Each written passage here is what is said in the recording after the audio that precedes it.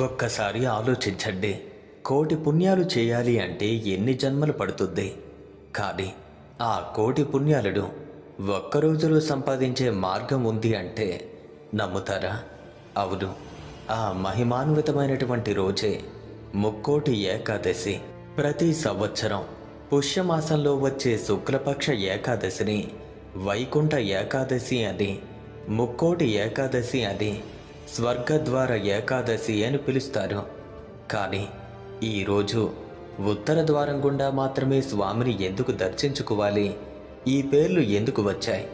ఈ పుణ్యదినం వెనుక దాగున్నటువంటి ఆ రహస్యాలు ఏంటి? అసలు కథ ఏంటి? రండి, ఈ అద్భుత ఆధ్యాత్మిక ప్రయాణంలో అందరం కలిసి నడుద్దాం. ముక్కోటి ఏకాదశి అనే పేరు వెనుక దాగి ఉన్న మహిమ. ఏడాదికి 24 ఏకాదశులు వస్తాయి.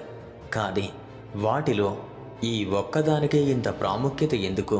సూర్యుడు ఉత్తరాయణానికి మారే ముందు ధనుర్మాసంలో మకర సంక్రాంతికి ముందు వచ్చే ఈ ఏకాదశి రోజున ఆశ్చర్యకరమైనటువంటి విషయం ఏంటంటే, ఈరోజు సాక్షాత్తు శ్రీ మహావిష్ణువు గరుడ వాహనదారుడై 33 కోట్ల దేవతలతో కలిసి భూలోకానికి దిగివచ్చి ఆయన భక్తులకు దర్శనమిస్తారు.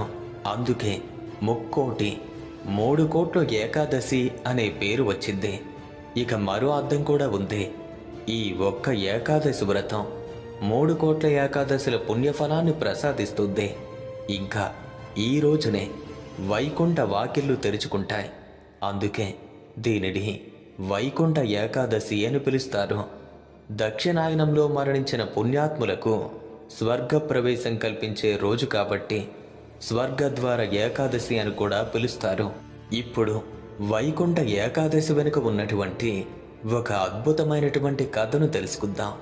కృతయుగంలో చంద్రావతి నగరం రాజధానిగా చేసుకుని ముర అనే భయంకరమైన రాక్షసుడు రాజ్యమేలుతూ ఉండేవాడు. వాడు చాలా క్రూరత్వం కలిగినవాడు. ప్రజలు హింసించేవాడు. దేవతల్ని ఓడించాడు. త్రిమూర్తులపైనే కాలు దువ్వటం మొదలుపెట్టాడు. ఇక భయంతో వణుకుతున్న దేవతలు వైకుంఠానికి చేరుకున్నారు. శ్రీ మహావిష్ణువు యొక్క పాదాల ముందు మోకరిల్లి ప్రార్థించారు. స్వామి, ఈ రాక్షసుల బారి నుంచి మమ్మల్ని కాపాడండి. శ్రీహరి యుద్ధానికి సిద్ధమయ్యారు. భీకరమైన సంగ్రామం మొదలైంది. 100 సంవత్సరాల యుద్ధం జరిగింది. కానీ ఎవరికీ స్పష్టమైన గెలుపు రాలేదు. అప్పుడు మురాసురుడు తెలివిగా సాగర గర్భంలో దాక్కున్నాడు. ఇక అప్పుడే శ్రీహరి ఒక